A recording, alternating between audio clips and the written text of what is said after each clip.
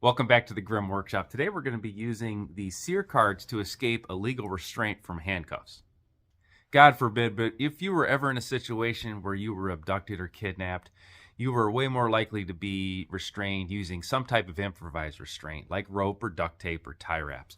But a pair of handcuffs like this are fairly easy to get, and if the kidnapper has a pair of handcuffs, they probably know what they're doing and they probably had enough time to plan this out. So that makes it extremely important that you know how to deal with handcuffs and you carry the proper tools. The SERE card that's going to help us deal with those handcuffs is going to be the escape and evasion card.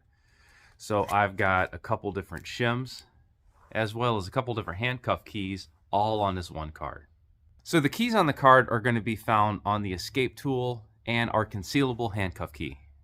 Here's the concealable handcuff key off the card, and if you were ever in a situation where you thought it was pretty imminent that you were going to be captured, you could take this off of the card and you could hide it on your person pretty darn easy.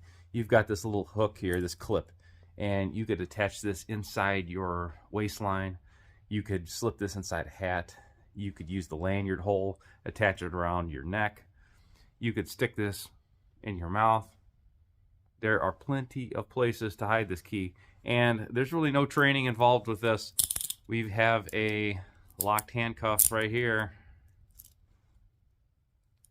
and we're just going to insert this key, and I'm going to turn it to the right, and it opens it up. It's that simple. So I am all about practical survival training and keeping it real, but be careful with this one. These are real handcuffs, and this is going to be kind of tough to explain. So to get out of here, I am going to use the escape tool instead of that concealable key. And it's going to be the same kind of thing. I'm just going to insert it. I'm going to turn the key, and out we go.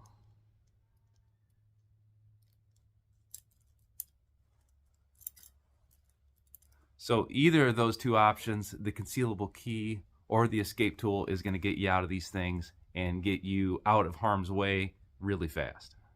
So if you don't have your handcuff keys, maybe they were discovered or maybe you lost them, you can get out of a pair of handcuffs using a shim just as quick. So we've got a couple different shim options here, and I'll show you how those work. Handcuffs have a ratcheting dog on the bottom, and that enables you to push it down for different sizes or different applications. And once it goes past that dog, it doesn't open. So you can close it, and if you were to close it too much, it can go all the way around and back in again.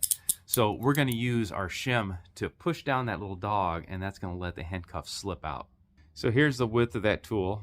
So it's got to be pretty darn wide and pretty darn thin. And it's got to be long enough to slide down and push those dogs down. The escape tool's got a shim on the back side, and that's going to fit exactly in the width of handcuffs, and that is exactly the right length to push down the dogs. So I've got one of the shims off the card. There are several different options, and they're all going to work the same. And I'm just going to close this, and it is locked. Now I'm going to slide this inside the cuff. And you can do this exact same thing with really any thin piece of metal. And once it pushes those dogs down, it just opens up.